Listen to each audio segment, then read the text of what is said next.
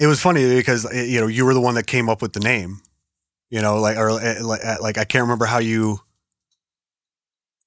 said it. If it was like show buddies or show I used friends. the word band buddies. Band buddies. And then you changed it a little bit. Yeah. Well, I didn't want to take it exactly, I guess, but I think I was just mishearing it, that it was show buddies, but just like the people that you just saw at shows. It was like, all right. And I think, even if you didn't know the person well, it was like you still, you knew them well enough that you'd probably see them at the at the shellac show or at the fucking whatever, like the, Six Finger Satellite. Oh, that's concert. A different buddy, though.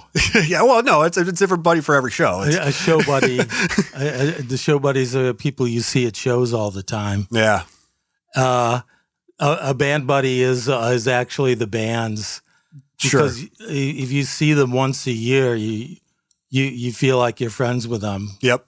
And so, but it's not like you're spending hours on the phone. No, it's interesting. It's an interesting thing because it's very intense, or it can be, like that. Like, I mean, for me, it is. And I mean, for me, being the person that does the sound and does the booking and fucking this and that, and then finally meet that person, and if it connects, and there's there's a vibe there, then that actually is kind of an intense couple hours of knowing a person, and then like you said, you don't see them for a year.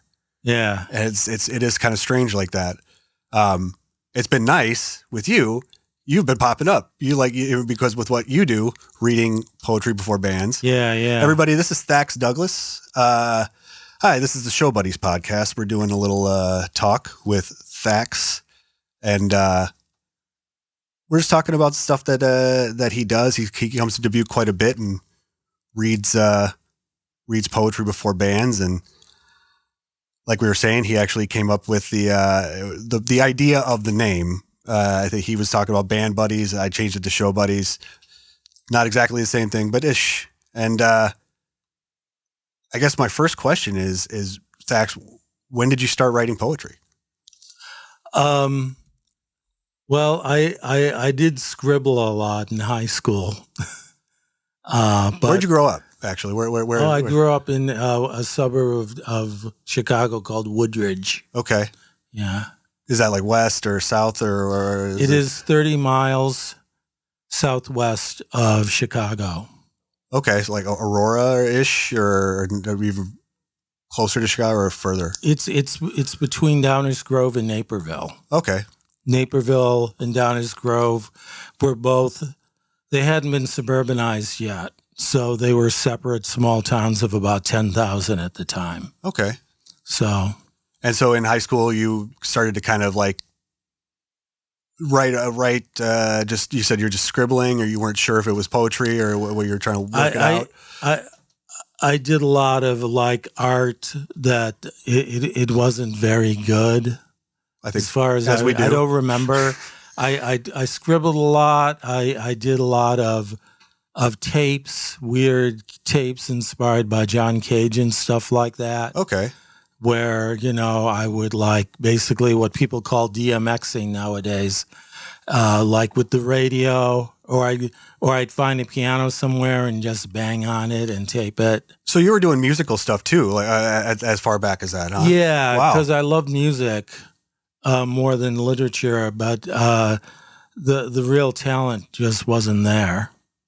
As far as I remember, after the suicide attempt, this old school psychiatrist told my mom to throw everything out. I don't think they would do that nowadays. So that was, that was in high school? Yeah. Wow. I'm sorry to hear that. None of that exists anymore. But just from what I remember, I don't think, even when I was doing it, it wasn't very good. It just, I enjoyed doing it. And was that, do you think that was just high school angst, or was it extra? What was? It wasn't angst. It was just what I wanted to do. My mom would go to Weight Watchers in Downers Grove, and there was a church across the street with a piano. Somehow I found my way to it, and I would just bang on it for an hour. And sometimes I had a little cassette tape recorder, and I would tape it sometimes, or I'd fool around. It wasn't all violent banging. No. I was experimenting and stuff like that, but it just never went anywhere. And I was kind of also talking about the suicide attempt too. I mean, I didn't realize that, and I'm sorry to hear that. It was the only one because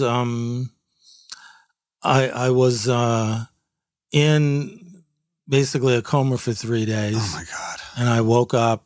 My father was holding my hand, and when I woke up, some people with a more severe ideation are angry and can't wait to try it again. But not me. I said I'm not going to try it again. I want to do that again. Yeah. Wow. So you made it through high school somehow. This was actually after high school. Oh, okay. I was, of course. I was diagnosed with autism 10 years ago. Yep. But, in high school, I didn't know that. And I was also 2 years ahead. So I was kind of a socially retarded, as they say. Sure. Or used to say. Yeah, you used to say, I would say. So, but you were 2 years ahead of everybody? That was actually a real sociological term, socially retarded. Well, I know that, but I mean. And of course, it got picked up by the wonderful children, but. Sure. But I mean, also, that probably made it socially difficult It made it more difficult, and connecting with people. My father was more good than bad, but one of his bad decisions was not allowing me to go to a school for gifted children. There is a school for gifted children in Downers Grove called Avery Coonley, I believe is the name of it. And he said no because in his mind, he thought it wouldn't prepare me as well for the real world as a regular high school. Which, he was wrong. I mean, yeah, really. I don't know. It's so strange because I'm having these weird conversations with friends of mine who homeschool. Yeah. And do that kind of thing. Yeah. And I fear that my naivety is saying the same things, how are they going to socialize in the future? And my friends are it doesn't fucking matter.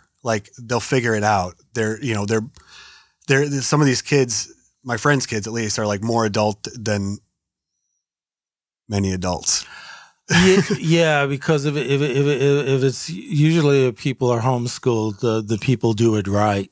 You hope, you hope, and I mean they talk to their children like they are equals, which I think is pretty huge.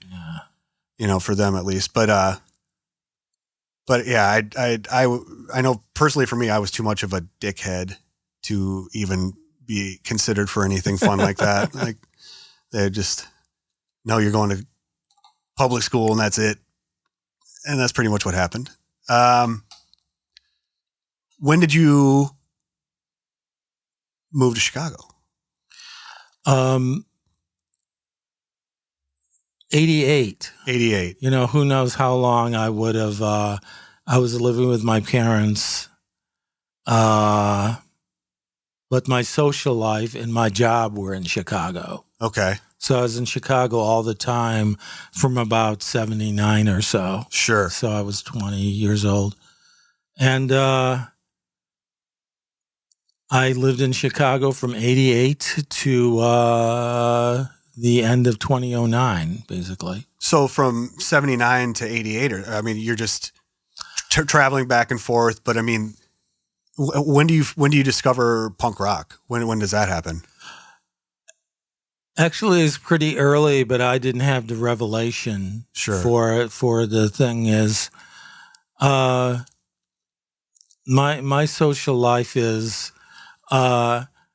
I won't go into too much detail, but the worst part of my life was the few years after the suicide attempt, because I was very sick and there was a lot of physical and emotional stuff going on. Okay. But I managed to survive that, and I started going out a bit.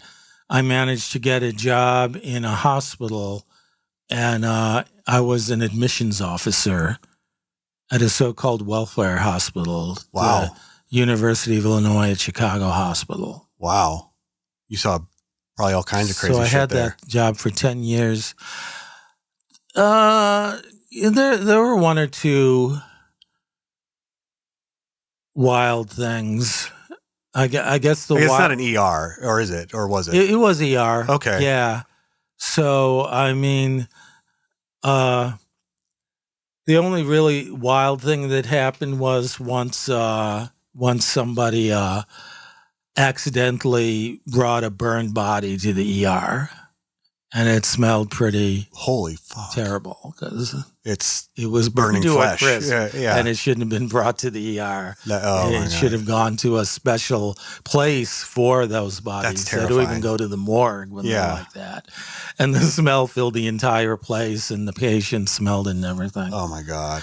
The worst thing was actually the bureaucratic aspect. Oh yeah, red tape. Because you know, sickle cell is an extremely painful condition that affects some of the black population. So when someone had sickle cell and they came in to get a shot, they would sit there suffering for about an hour. And my job was to wake up a social worker at 3 a.m. so she can say, yes, you can give her the shot. That's so fucked up. Things like that. You know, I had to have people sign a consent form, which was purely psychological. It was only there so if something went wrong, they thought they couldn't sue. And some people, I had to do this for some people, their last act as alive was to sign this stupid form. And then I had to make them at least make an X or say yes or something, like with their dying breath sometimes. Yep, they signed it. We got them. Oh my God. Yeah, so that's all the worst part of it. Yeah, basically, that's pretty terrible, though. I mean, just knowing that making people wait to get help is just seeing them suffer like that. It's got to be a little frustrating. Yeah, the bureaucracy. Hopefully they've changed it because I feel like it's still hanging out. Yeah, probably. So what's the when does punk rock click? When what was the first show that you saw or first band that you heard? I'll tell you the background is my social life, from 79 to 84 was I was part of something called a gay youth group. Mm-hmm. It was like one of these therapy things or whatever. It was supposed to be for gay kids under 21. Uh-huh. But in reality, it was just a group of kids people in their 20s. Okay. We thought of ourselves as kids still, yeah. But the actual kids went somewhere else. So it was basically a social club for this group. So that was my thing. And my thing in the 80s was dancing. I didn't go to live shows. What were the dance clubs? What were the hot dance clubs in the early 80s? Yeah, the Smart Bar is still there. Okay, so that was like a known. Yeah, and that was there was a variety of stuff because I basically got a little group, a varying amount of people. I had one person I went with a lot to the dance clubs, but sometimes it expanded to as many as 10 or 12 people. Sure. Depending. And there was Smart Bar was good because it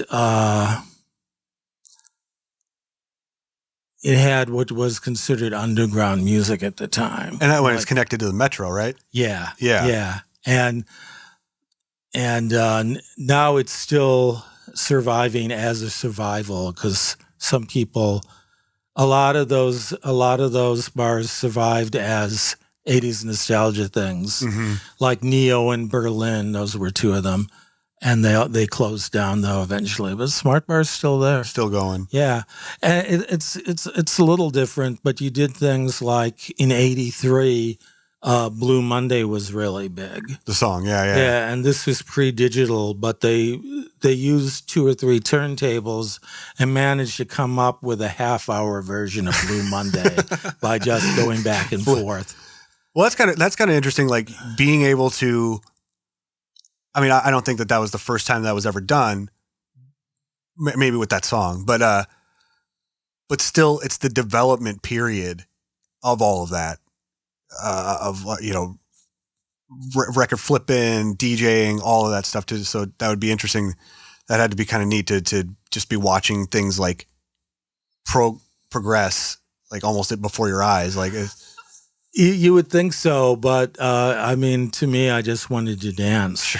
Like we went once to the birthplace of house music, which was a place called the Warehouse. Yeah. But its main thing, it was a gay bar for men of color, as they say. Okay. So we were bored. The only so-called white people there were people that were there for the music, which was like house music and all that stuff, which was being invented there. Yeah. And, we couldn't care less about that, Interesting. We just wanted to dance to the songs we liked. But there was a place called Exit. Oh, yeah. And we'd go there to dance. Now that's interesting because Exit is also kind of like a famous punk rock bar, right? So they were also having dance nights, huh? It was mostly a dance club. Oh, wow. It just that every now and then they'd have a band. And I like telling this story because now I've read for the Effigies for like 5 times now. Yeah. But I remember once the Effigies played, and we were so mad that a live band interrupted our dancing. Oh, I'm familiar with that. Because our mindset was you dance to records. Yeah. Live music was another thing. There was a guy in our group who was really into live music.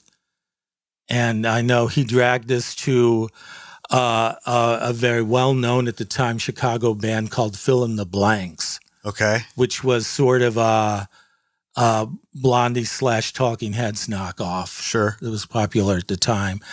And, me and my friend Tom hung out in the back and made snotty remarks about the band. Of course, our friend who dragged us there, he was right in front of Blanche, who was a dyed blonde with a fur coat or whatever. Sure. And he came back to us and said, "She sweated on me." That's all I needed. But it meant nothing to me. And also at the time, a thing that turned me off at the time about punk rock was actually the fashion, because everyone wore black leather jackets at the time. And it seemed conformist to me. Well, it is interesting once it turns into a uniform, yes. Yeah, like there's a place called La Mer Vipier, but it turned into a place called the Octagon, I believe. And we'd go there and everyone was wearing black leather jackets. And it just seemed like... So unfortunately, that rubbed off on how I thought of the music. Yeah. Well, I think that's just like some like human nature shit. You want to fit in, you got to get the something like that. And then who knows? I can't compare it to anything else. Yeah. But I'll tell you something. Have you ever seen a movie called Shoplifters of the World? No.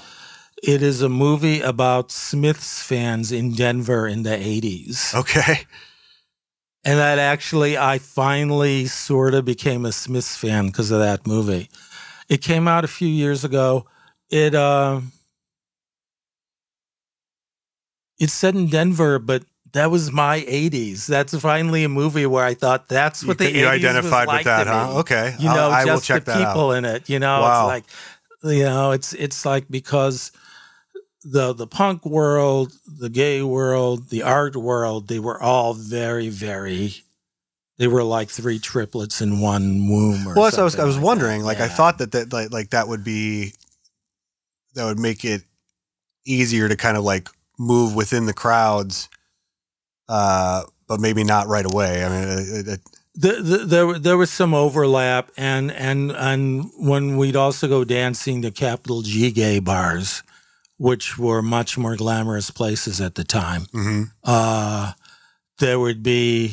There'd be a smattering of punk rockers or even straight couples because they play really good music. I found out later. Right. It was called Italo. I didn't know.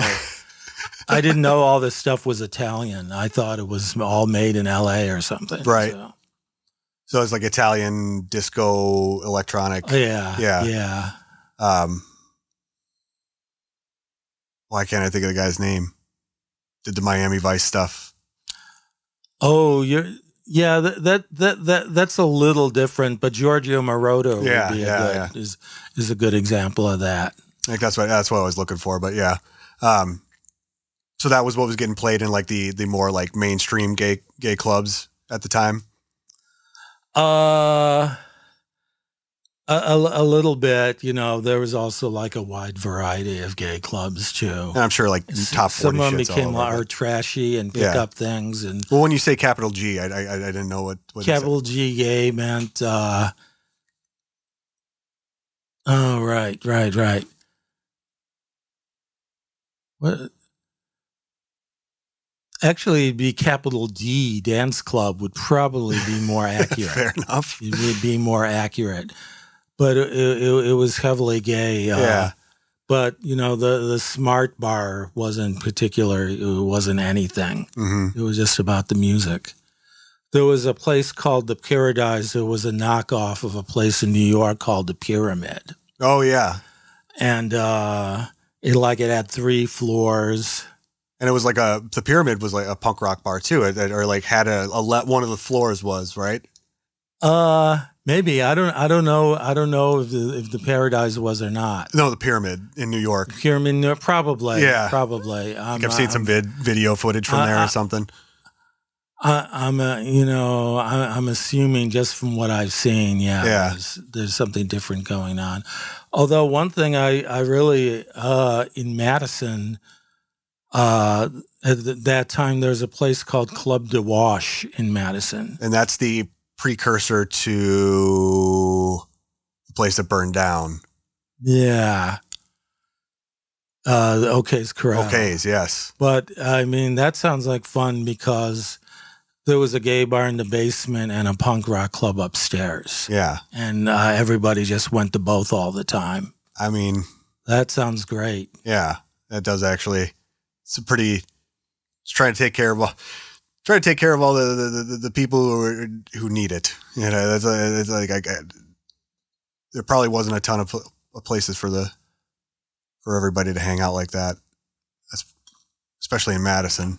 There's definitely more in Chicago and stuff like that. And I mean, a capital G dance club would play more traditional dance music and stuff like that. And the gay people were different then too. Who are you like other than Blue Monday, like what are the other songs? Who are the artists that you were really into, like the dance? Who do you love to dance to? Yeah, there were some. A guy just died. I did a memorial poem for him. There's a band called Blancmange.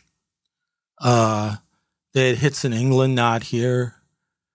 They have a song called Don't Tell Me, which is one of my all-time favorite songs and favorite videos and favorite song to dance to. Oh, wow. And the songwriter of that band died a couple days ago. Sorry to hear that. A Depeche Mode song called, I think it's called The Grabbing Hands. Okay. Yeah, everything comes in large amounts. I love dancing to that song. I'm a little too young. Like my Depeche Mode knowledge starts pretty much at Personal Jesus. Oh, okay. Or like Enjoy the Silence. And I had no idea that they had this pre-career, like as like kind of, whether new wavy dance kind of stuff. Yeah, they did. I remember the first time I heard Depeche Mode, I thought it was a new Eno record because it's a song called "I Just Can't Get Enough," and yeah, his voice change. David Hahn, and he sounded like Eno on this record. Interesting. But then it changed. Stuff like that. There's some disco songs I really liked, and some don't on the gayer thing. There were things like, believe it or not, that stupid Weather Girls song, "It's Raining Men," is actually really fun to dance to. What about "I Love a Man in Uniform"? Thank you. That was a huge hit. I figured that had to have been a hit at the clubs, but I didn't know if that cross-sectioned enough to do so. But no, it did. Nitzareb was also really okay. Good. Yeah. Were you attempting to make any dance music during that time? I might have if I had it's unfortunately the sad part. I like blaming autism for everything now. It's like social things or something like that. I really love quarter tones. Yeah. I've always, ever since the 70s, I've always sort of wanted to do that. And it was in the back of my mind. And the closest I came was I was also involved in the poetry slam scene at the time, too. And I'm not so crazy about Mark Smith, who was running it at the time, or something like that. And I actually experimented with reading some poems over a dance track. Yeah. Just to see what happens. And he got so mad at me. He was yelling at me, which was really, he had his ideas of what you can't cross the streams or something like that, like, oh, it's a gimmick, a shtick or something like that. I mean, that's a whole nother. Yeah, you're choosing to decide. You're deciding that for everybody. That's not how it works. Yeah, that's not how. I don't know. That's a whole nother story. So when do we get to punk rock? So the punk rock.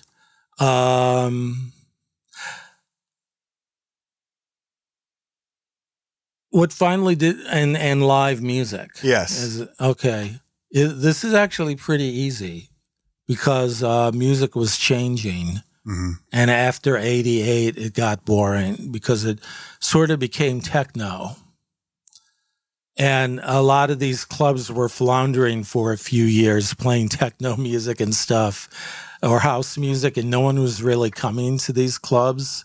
So they became 80s nostalgia bars. Sure. And had a nice, long, happy life for 20 or 30 years doing that. So, but I didn't like techno at all. My friend put it best. He said, it's like dancing inside a giant washing machine. Sure. I mean, it's good to listen to. Yeah. At least the stuff like when you listen to the old John Peel radio shows, he plays a lot of techno and he always picks interesting stuff. But so I was floundering and I remember the date. It was January 3rd, 1989. I went to Tots. It may have already become Avalon by then. It's now it's like a hair salon or something like that. Sure. It was a club. One of the great regrets of my show career is standing outside a Captain Beefheart show and deciding I didn't want to spend the $10. Oh my gosh. And thought, I'll see him next time. Yeah. Of course, there wasn't a next time. That was his last story. That was it. Yeah. Yeah. Oh, wow. Well, I mean, in a small club? Yeah. I mean, probably not super small, but also. Well, smaller than that, it wasn't sold out. Yeah. And I saw Zappa 6 times. Oh, wow. Yeah, before. Those are the only shows I saw. Were those all in the 80s? 77 was the first time. I saw him 4 times at the Uptown once at the auditorium, and once at the UIC Pavilion. Wow. Yeah. Wow. That's a lot of Zappa. I was a huge Zappa fan. I love the 70s stuff. I love a lot of Zappa. My relationship with the music anymore is hit or miss, just because some of this, as everybody, I think, not everybody, but people are like, the sense of humor is up and down. Sometimes it's funnier than other times. Sometimes it's a little mean. And if you like that, which I did when I was younger, I loved it. I thought it was, hilarious. Yeah. And over time, it's kind of like, it's worn on me a little bit, but I mean, obviously the musicianship is fucking killer. And unfortunately, his stuff about sex is one of those things. It's supposed to be liberating, but it's really not. Yeah. He's really judgmental about it. Kind of sounds like it a little bit. It doesn't. It's definitely not punching up. Yeah. Yeah. But I mean, even some of the 80s stuff, I think the first thing I heard was like Broadway the Hard Way. Oh, God. Where I think Sting makes a fucking guest appearance. It's crazy. It's a weird record, but it's a good, it is actually, it's a pretty good record. It's just, that's my, when I was 9 or 10 years old, my first Zappa. Yeah. The 80s stuff is, who knows what he would have done. Yeah, my gosh. I think he would have pretty much gone all classical and been a grand old man. I think he was trying to do that, right? I mean, that was his goal. Yeah. So supposedly he only had a band in the first place because that's the only way he could get his music out there. Right. Yeah. Right. So. But I mean, all these 6 shows were good. There's only one show that was bad. Which one was that? That was the USC Pavilion. The sound was bad. It's a big space, though, right? And that was also during my born again Christian period. Oh. In the middle of it, and I was really sick of all the vulgarity. Wow. Of course, But you still decided to go. You're like, I'm too much of a fan. I've got to go. Oh, yeah, totally.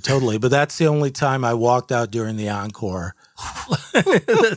I didn't walk out of the show, but I did walk out of the encore. That's too funny. But the Jerry Garcia band opened for that show. Oh, wow. That was the only time he had an opener. And so I can say I saw Jerry Garcia. You saw Jerry, which is funny. Yeah. So January 3rd.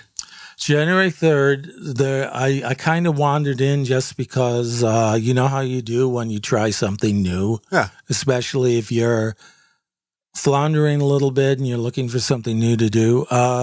So there's a band called Fake Fish. And he did, they were just a band and, kind of typical, but, very energetic, pop punk. Okay. The guy was jumping around and, he wasn't standing still when he was singing. Yeah. So so 89, you say pop punk. Are we talking like Screeching Weasel kind of style? No. Because they would have been around then. So I'm just like, I'm like. That's a whole nother thing. And that's a whole nother punk stereotype. Sure. That kind of turned me off, like the hardcore stereotype. Mm-hmm. At the time, I mean, our way of looking at it, that like hardcore punk were jocks. So yeah. So we had no interest. Well, they had kind of found the uniform too, right? I mean, they and like, straight edge or whatever. I don't even know if that was still happening then, but probably a bit. But I think at the time we thought it was music for suburban jocks, and so which it sort of was a little bit. So it didn't interest me at the time. So and I misunderstood things. I fell in the poetry and theater crowd there was a theater called Edge of the Looking Glass, and they had rock shows. Okay. So I knew some people from there was a place called Club Lower Links in Chicago I used to go to that was kind of a pale imitation of all the New York performance art nightclubs. Oh, interesting. So I hung out there a lot, and those people went to this place, so I saw shows regularly for the first time. My favorite band was 11 Dream Day at the time. Oh, excellent. That Yeah. was the thing. I Great remember band. that. Great fucking band. I remember I said to Rick Rizzo at the time, you're the real thing, which he didn't know how to take. Yeah. Well, people, a person like Rick, I don't know him personally, but I can imagine him almost being embarrassed or like, blushing a little bit. That's exactly what he did. He said, well, I'm real Rick. That's, yeah. But I remember I saw Jesus Lizard. I thought they were a comically inept metal band. I thought they were so inept they didn't know how to play metal, so they just played this half-assed metal. So they didn't get it at all, obviously, Sure. So, and then it just sort of went on to there. I went to a place called Lounge Acts, Yeah, of course. which opened in Classic, '87, and I started going there regularly, and the owners liked me, so they let me in. Sue and Julia. Yeah. They started letting me in. They just told the doorman let him in. Is this when the reading before band starts, or does that come a little later? I started having shows. Okay. I called them Thax After Dark. Right. And these were at Lounge Acts, at Lounge Acts. The first one was in '92. Mm-hmm. And they weren't very well attended, but I've hosted a few poetry readings myself. It's tough. It can be. Yeah. But there was supposed to be variety shows, which was also like a New York thing. There was a very popular one in Chicago called Millie's Orchid Show, mm-hmm. which sold out Lounge Acts. They had to move to Park West. Oh. It was very, very popular for a while. And it was, it was a little shticky because it was a performance artist named Bridget Murphy. And her thing was that she was from Nashville. She was pretending to be from Nashville as Millie Mae Smithy or something like that. But she had like weird performance art and then a band. But I think people loved her shtick. Yeah. So something was working. Park West was sold out. That's a bigger people, yeah, really good. And so I was sort of the replacement of Lounge Acts, but it never sold out. Sure. there were maybe 40 people usually, but they were giving you the space to do it. They didn't care. They just let me do it. And that's what we do. It's like we don't know if it's going to fucking work or not. It's just, but you got to put the people there or put the people on stage to just give it the chance. I did a few things. I discovered the Handsome Family. Oh yeah. That's I don't mind bragging about that. I love them, and they. I don't mind bragging about saying I was their Andrew Loog Oldham because Brett he had these songs. He taught his wife to play bass, mm-hmm. and I'd drag him kicking and screaming to do a show at Phyllis's Musical Inn. Oh wow! Which is it's the classic. Everybody plays their first show. yeah. And then I had him do one of my shows at Lounge Acts, and Julia's husband signed them right away to his label. What label was that? Carrot Top. It was called. Oh, okay. I think that's the Cocktails were on there for a little bit. Yeah. Okay. Yeah. Right on. Yeah. Wow. So Brett wouldn't. When I said, "Do you want to play Lounge Act?" He said, "Yeah," and then we'll play United Center. Why not? He thought it was like an impossible dream. Sometimes, man, it's funny the people who don't think that they'll ever do anything versus the people who don't even they're just confident that it'll work out. That's a bummer that he didn't think that he could do that. Because they're a pretty great band, but I'm sure they were just getting their stuff going. I don't know. Were they a Chicago band? I didn't realize that. Yeah. They moved to Albuquerque like 98 or something like that. We were like the Three Musketeers. Unfortunately, I can see why Brett maybe was worried about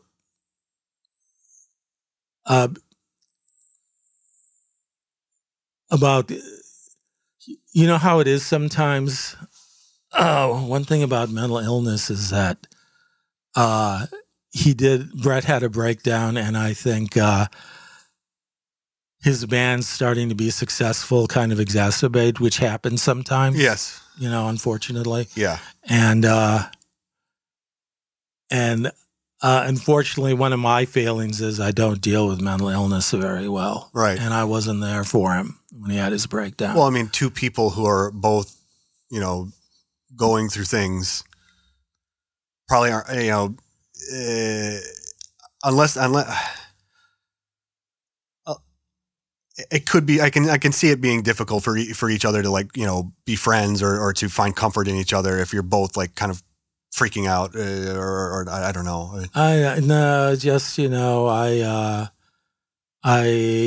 We were really close, and I didn't visit him. He was in hospital for 6 months, maybe. Okay. And I didn't visit him. So you didn't want to, that you were avoiding it.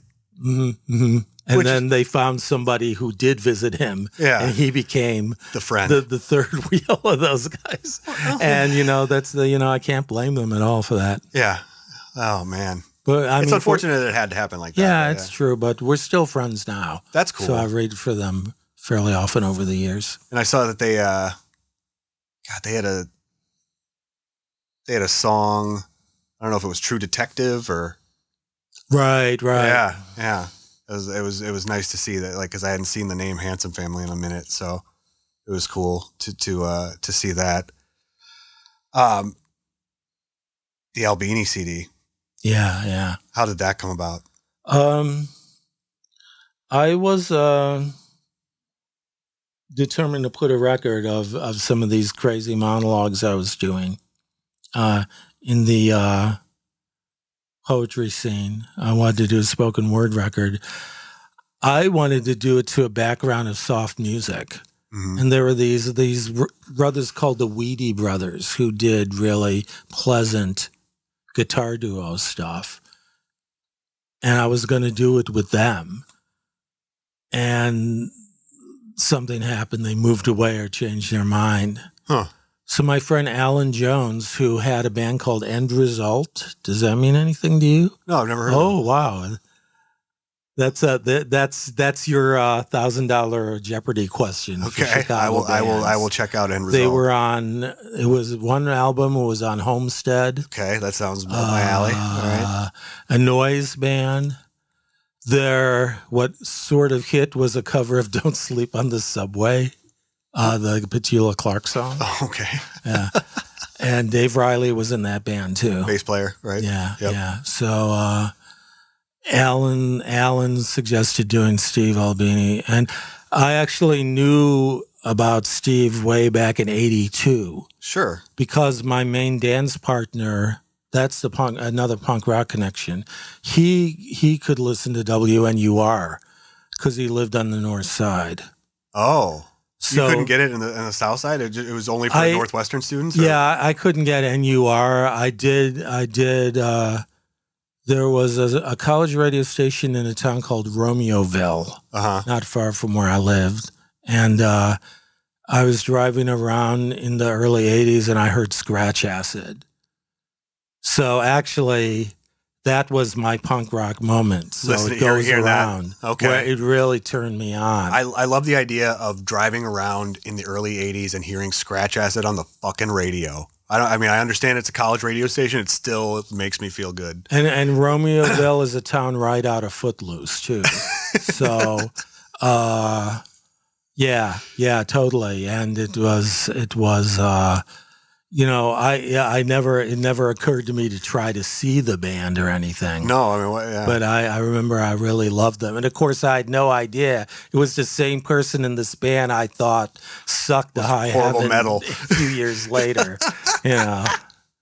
Which it is. I mean, it's like, It is. It's horrible metal. It's great, aggressive indie rock. But I did manage to read for Suckling. Oh yeah, back in April. Brett, yeah. Even though it was out, the singer was sick, so it was just Brett. Oh wow. But it didn't matter, and I was giddy as a schoolgirl. Right on. Of, yeah, that moment. There's one. No, it's just Brett in that one. Yeah. Or who's drumming on that? I forgot. I couldn't remember if King Kong. There's actually it was Brett, a drummer and a bass player, and the singer plays organ and sings. But the background, the three do is so interesting and complicated and rocking on its own that we didn't really miss the singer. Even though he's great too. Right on. Where was that at? But that was in Mickey's in Madison. Oh man. Yeah. So you've been doing a lot of readings. To Caterwall. Yeah, you've been doing a lot of readings at Mickey's. Mickey's is that's my favorite place in Madison. It's maybe the best bar in Madison. I mean, I agree. I love it. Yeah, so much. So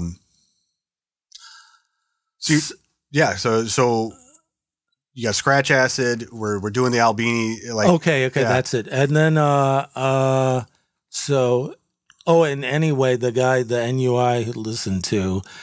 He turned me on to stuff. He would get excited. Like I first heard of the Beastie Boys from him when they were very obscure. Sure. Because he loved that Cookie Puss song. Yep. And of course, I didn't find out till years later it was an ice cream cake in Brooklyn that everyone knows in Brooklyn. I just thought it was a weird song. But he really... you've got to listen. It was Dead Billy. Oh, Big Black. Yeah, from 82. So it was very, very early. And he loved it. And it was pretty weird. That was only one of two times I went to Wax Trax Records in Chicago. Okay. The other time was to buy the Blue Monday single. And which I loved to play at half speed a lot. 16, but so yeah, I bought Lungs and we won tickets to see Big Black at the Cubby Bear. I was gonna say because I there's a flyer that goes around that I swear is Nick Cave and the Bad Seeds with Big Black opening at the exit. Oh, really? Yeah. How about that? And I don't know if it's 84 or it's 84 or 86. I don't know where it is, but I was like, Jesus Christ, that's a fucking, that's a wild show. I can't. Yeah. I can only imagine. But you saw him at the Cubby Bear. Yeah, I saw him at the Cubby Bear. There were opening bands that I don't remember. And how did you feel about that? Since you were at the time, you were probably still going to dance clubs mostly, or yeah. I mean, how did Big Black kind of like work? It was just a novelty. It's like trying to check out an Indian restaurant just to see what it's like. Or sure. Something, Was he still like doing the firecrackers in front of the stage or anything like that, or? This was really early, so I think on. It was an experimental. It was a 6-piece thing, and there was a drummer. Wow. Yeah. The drummer wore a Killing Joke T-shirt. I remember that really well. So I think that it might have been the only show with that lineup. Sure. But I never. That's kind of crazy though. Yeah. I mean, that's anybody that I know that's seen Big Black is it's amazing to me. It's I wish I knew what that experience was like, but at that time, I'm sure it was not what it was like by the end. I don't know. I just thought, I just, actually, my opinion of him never changed over the years. I just thought he was a skinny nerd that was trying too hard. Well, that never changed for me, unfortunately. But you worked with him, and he did the record. It was fine. I guess I should bring up too. I also saw Wasmo Nuriz. What was that? Do you know Wasmo Nuriz at all? You're kidding. Well, if you love U.S. Maple, I think U.S. Maple and Wasmo Nuriz are the two best bands that ever came out of Chicago. Wow. Wazmo Nariz,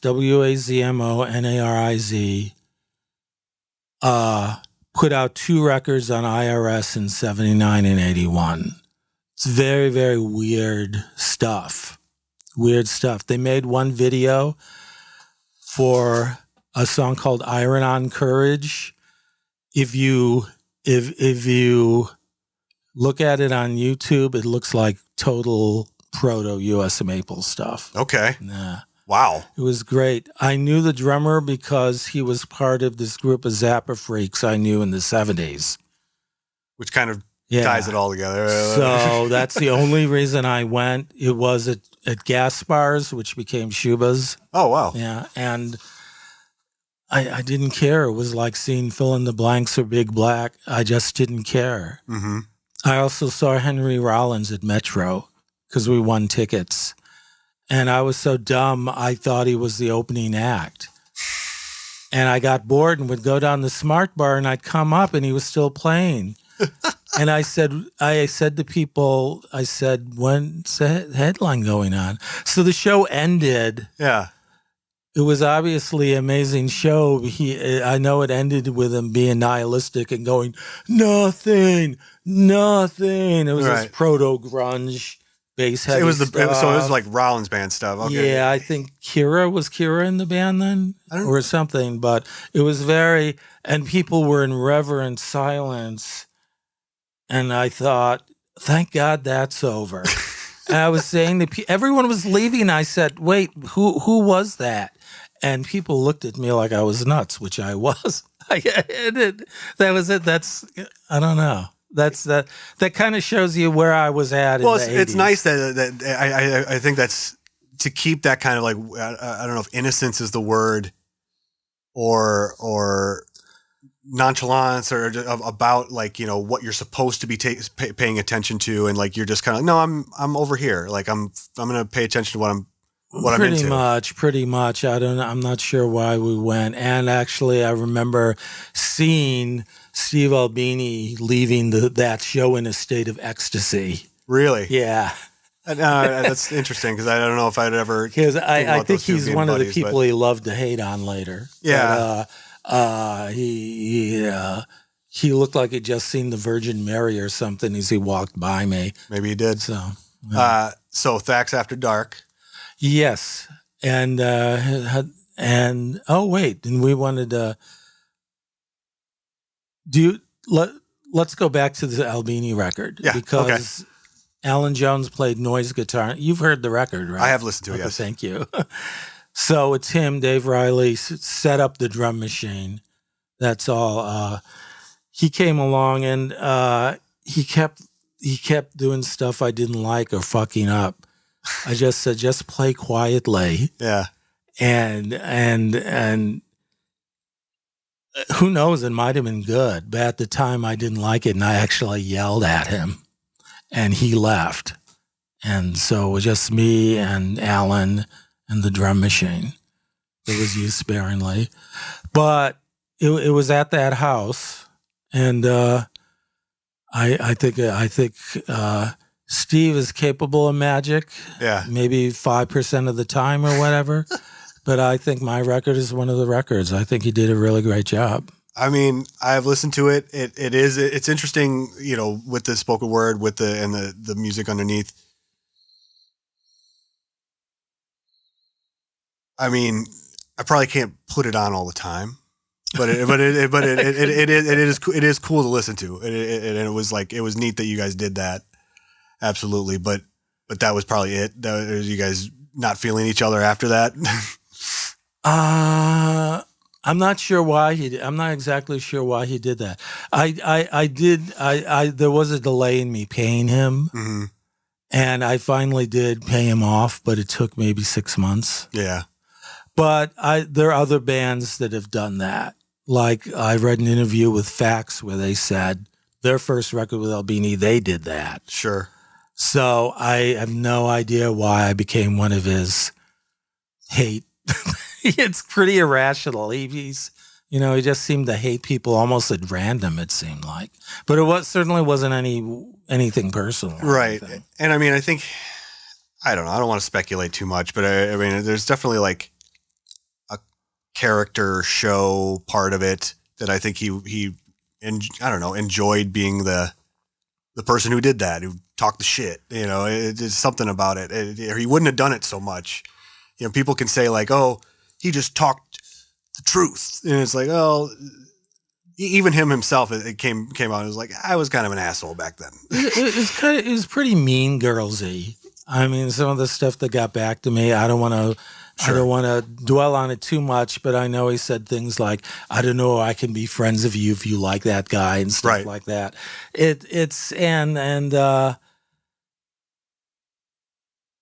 I've had people tell me that.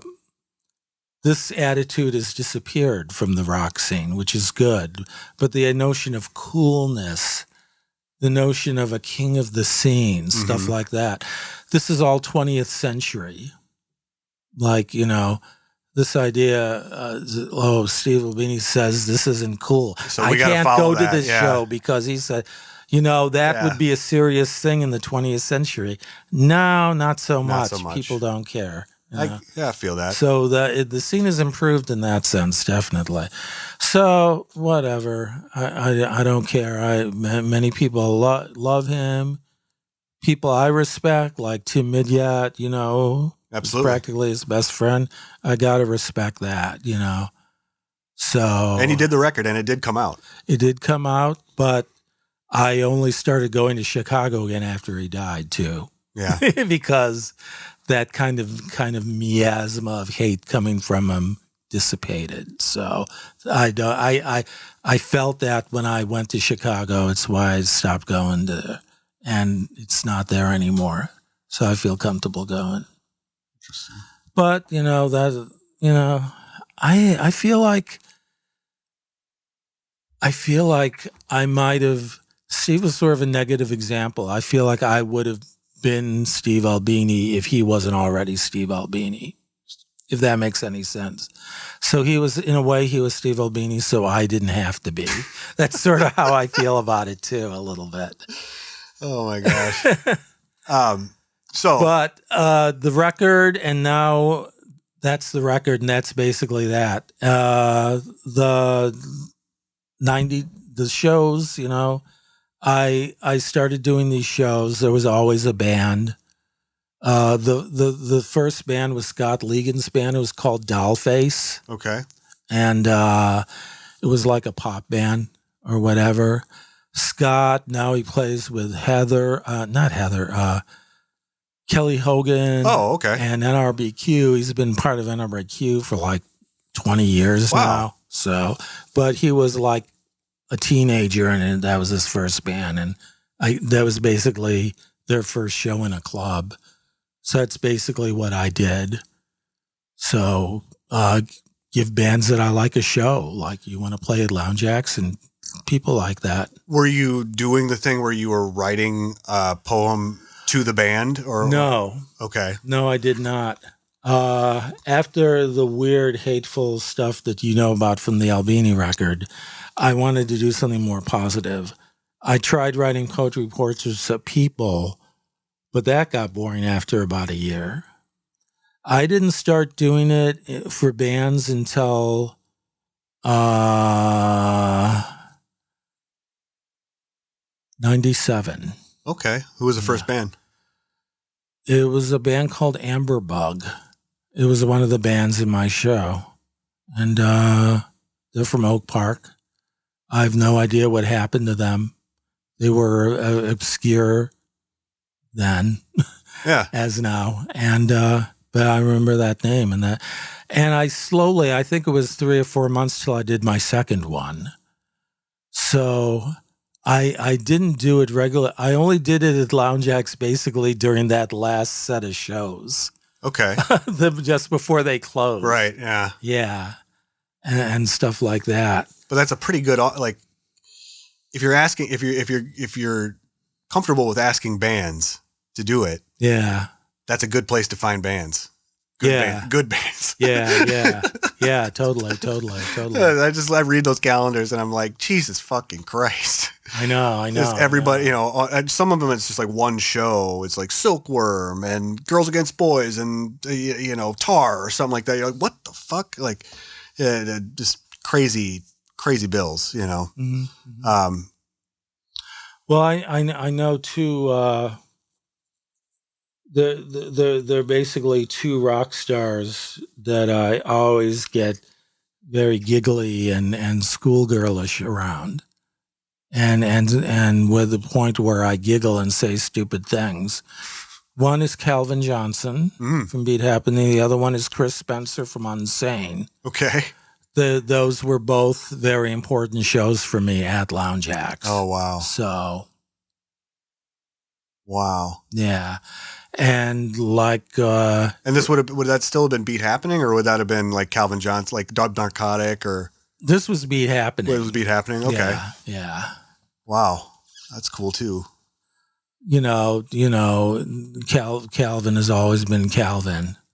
And those songs were just amazing. And of course he said, well, we're on our little Tory poo, cheeky. Yeah. So that was it. Helios Creed was a very important one. Frog Pond that I read for last year at Octopus, that was great. Be able to do that. Were they a band that had been around for a while too? Yeah, they were a 90s band. Okay. From Kansas City. Wow. I didn't know that. Yeah. When do you make the Chicago exit?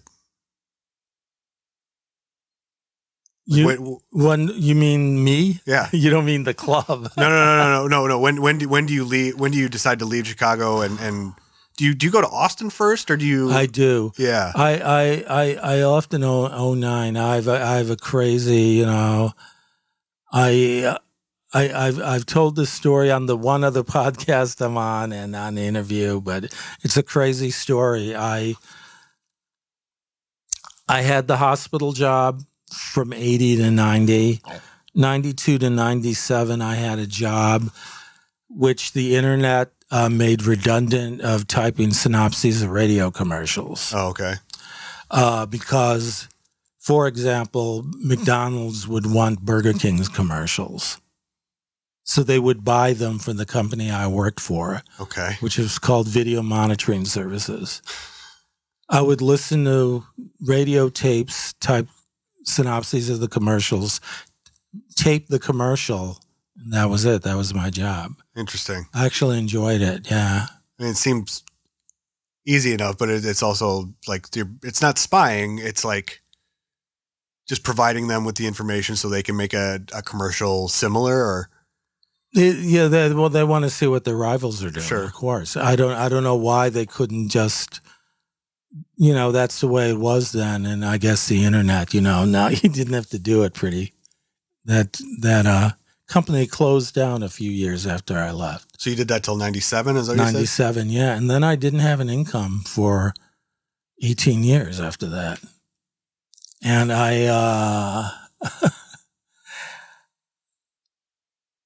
I'm kind of proud to say I made it as a bohemian guy without an income.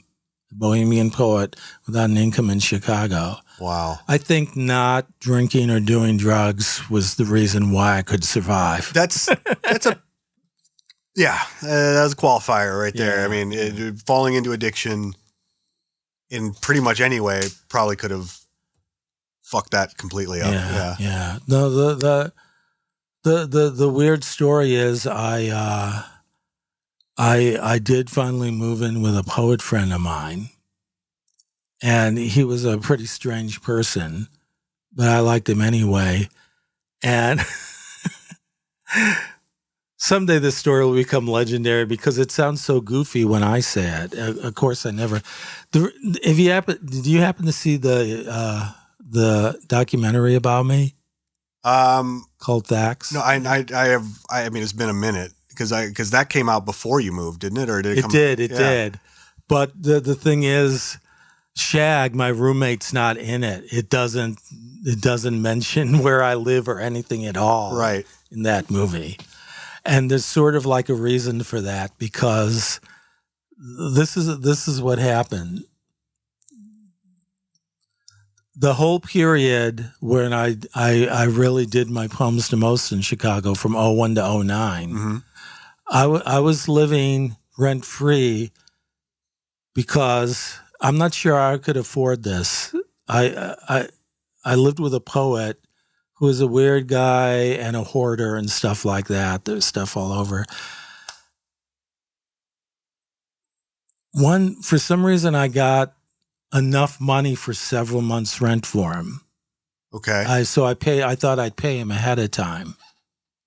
So I said, here's 4 months' rent. And he really blew a gasket at me for giving him the money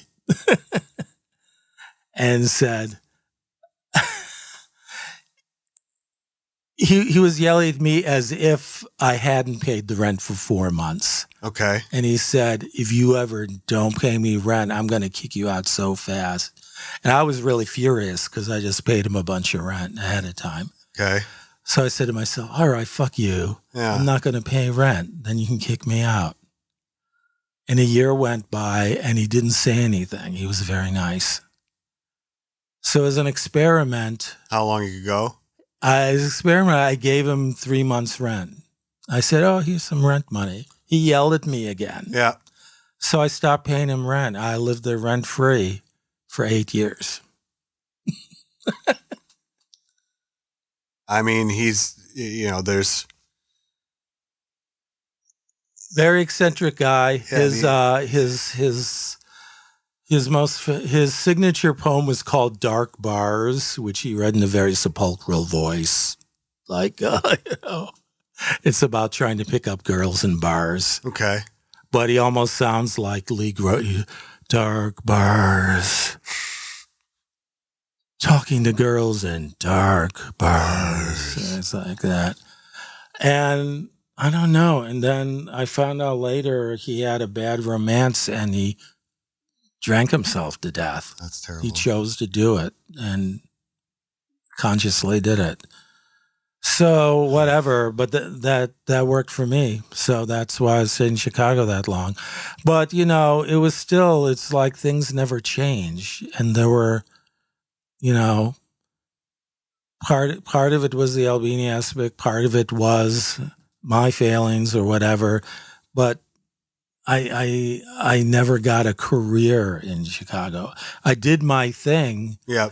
And people loved it. And now when I listen to shows from that time, which a bunch just came out, because do you know Adam Jacobs by any chance?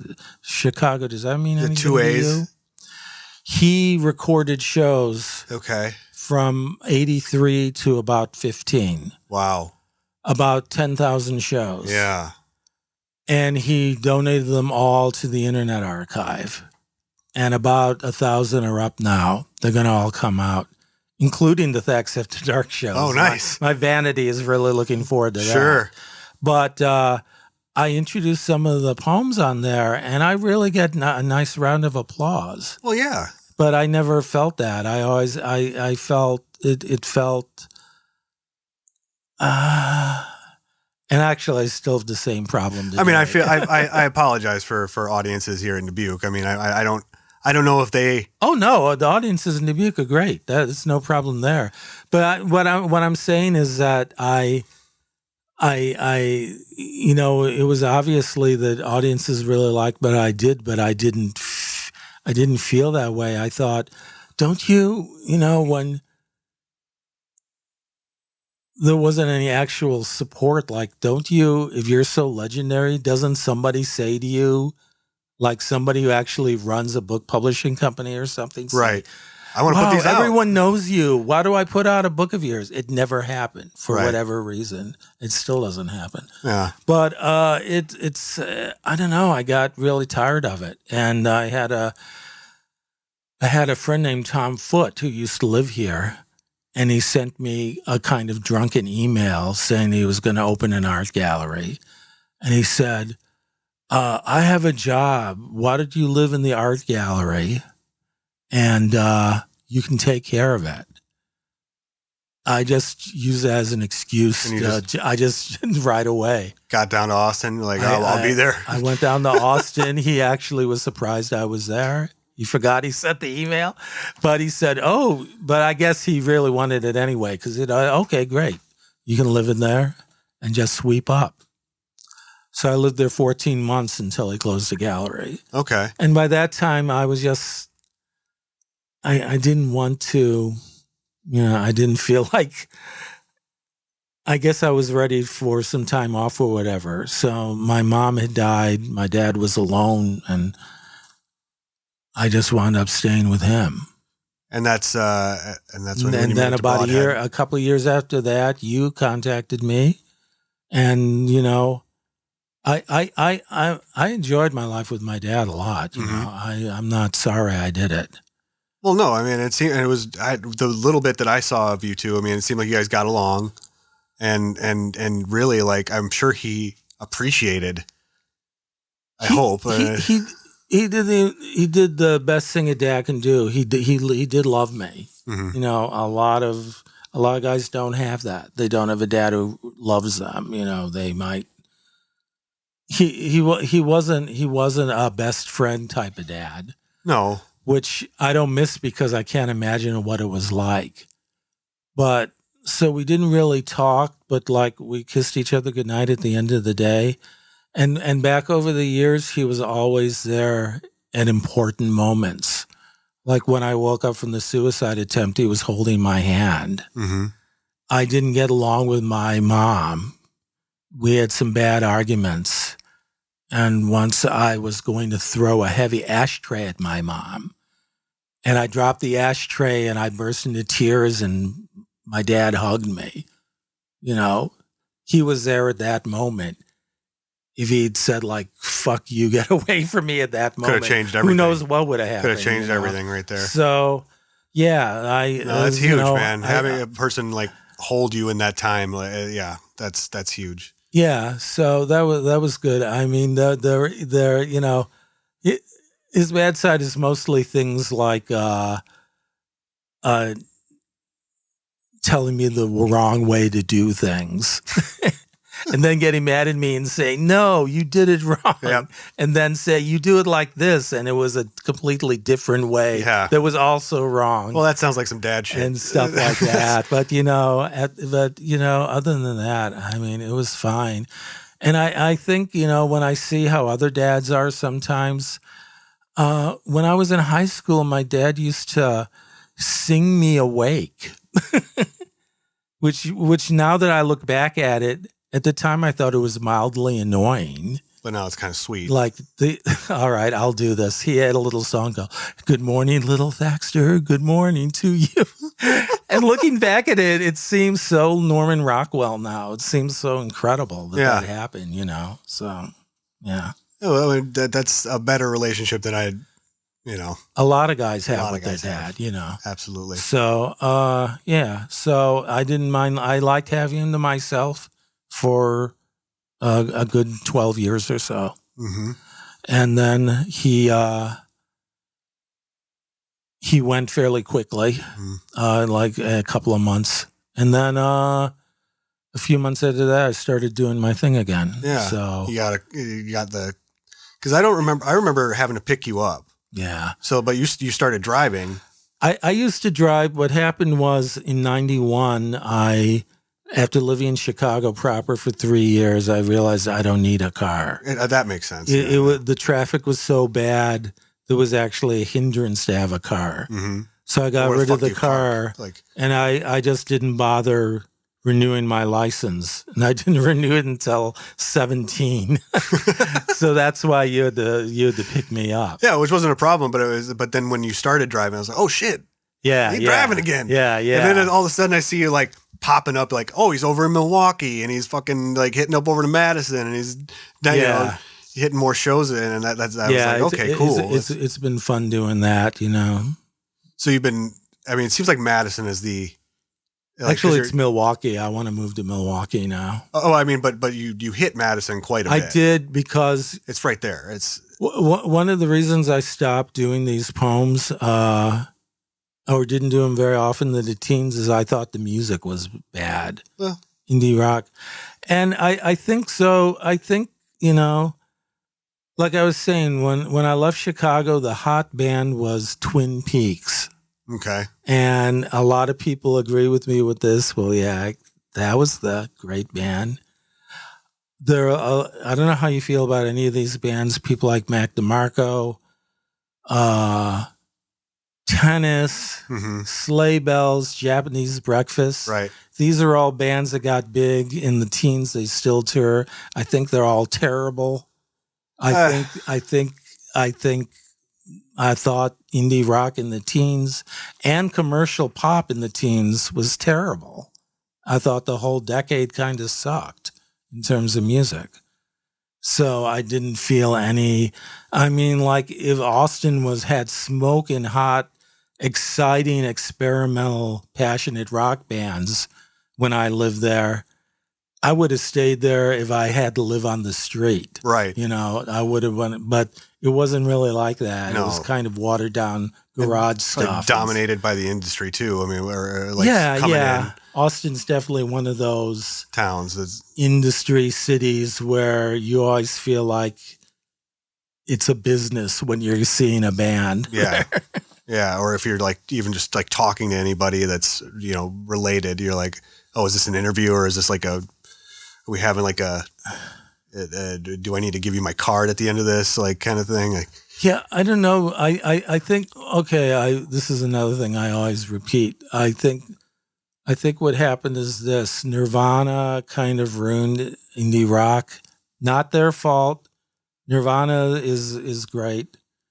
But everyone had in the back of their mind, maybe I can be the next Nirvana. It happened in the hip hop world, but not in indie rock. Like, oh, I'll do a song on SoundCloud. right. And then I'll sell 50 million records a year from now. I think that kind of gnawed on everyone's mind. It kind of corrupted them a bit. But also like anything that gets that the mainstream gets their hands on, whether it's punk rock or even, you know, go further back, psychedelic rock. I mean, like any of these things, as soon as it gets the, you know, the that little bit of DNA from of money, it fucks everything up. It seems to, at least. I think the lockdowns must have been the historical moment where it changed. Yeah. Because when I started doing this again, I really thought I would be only doing it maybe once a month again. I didn't realize there'd be so many good bands. And now I do it more than I do 60 or 70 poems a month now. I know. I mean, I'm watching. I'm seeing it. I mean, which is interesting because, you know, prior to 2009 or 8 or whatever, I mean, you really, there wasn't that immediate, like where Thax is posting what he wrote online and like everybody can read it the next day or whatever, you know, which is, you know, is nice to be able to keep up with, but I mean, do you feel like that changes the unique or the special nature of the poem and the show? And if all that information is just up online the next day, or well, that's part of the process now. It's writing the poem, reading it, and then putting it online. Okay, I'm lazy. That's why it's just in print. I really should take a picture of it and post that, or taking video or whatever the fuck that people, you know. But I mean, you can't. It's hard to do everything. I've been incredibly lazy. I have to go on Patreon. You managed to do it. Barely. But, you know, I have to publish a book. Mm-hmm. I want to do that. Actually moved to Milwaukee instead of staying in this dumb motel, frittering my money away like that. And buy a gravestone. I'm 67, so it's not that morbid. Oh yeah. My parents were cremated, but I want a headstone. I'm vain enough that I want a place where people can visit. Will that be now? Where will that be? I do know where I want it to be. Where's that? Somebody told me that Wisconsin at least has There are a lot of towns that don't exist anymore, Mm-hmm. but the cemeteries still exist. Sure. And there's one not far from Broadhead called Avon. Okay. It's a beautiful, well-kept cemetery. It's across from a horse farm. It's out in the wilderness. It's not going to be built up anytime soon. I think it's beautiful, and it's really cheap to get a plot there. It's I was only going to say they still take plots too, huh? Yeah, Wow. yeah. I still go to the barber in Broadhead, Yep. and we talked about it, and he told me that. So yeah. So yeah, I'm going to do that. But first, you're going to move to Milwaukee for a little bit. Try to live there. Well, no, I just want to get it out of the way, you know. So Yeah. while I still have a little money, you know. Sure. And then yeah, I'm going to move to Milwaukee. I like Milwaukee a lot better than Madison. Yeah. I mean, there's like more stuff to do. I like Madison a lot. I think it's maybe for me, it's a little easier to get around. Milwaukee kind of drives me nuts as far as when I have to drive around, but there's just like it's enough of a big city that there's so much going on that I Well, do it's nothing appreciate that. compared to Chicago. Yeah, of course. And of course, when I do go to Chicago, I know the shortcuts, so that makes it easier. True. So I know when there's backed up traffic, I know where to go. Mm-hmm. So, but I would never live there again. Yeah. Yeah. Well, Thax, I really appreciate you taking this time to talk to us. Yeah, thank you. Did we get to everything or anything? Yeah, I think we did. It was fun. That's like I didn't even know what I was going to say. I didn't pre-plan anything. That's how we do it. That's good. I know, So man. yeah, Well, it'll be fun. we're gonna check out the Bell race tonight. Yeah, great. Thank you.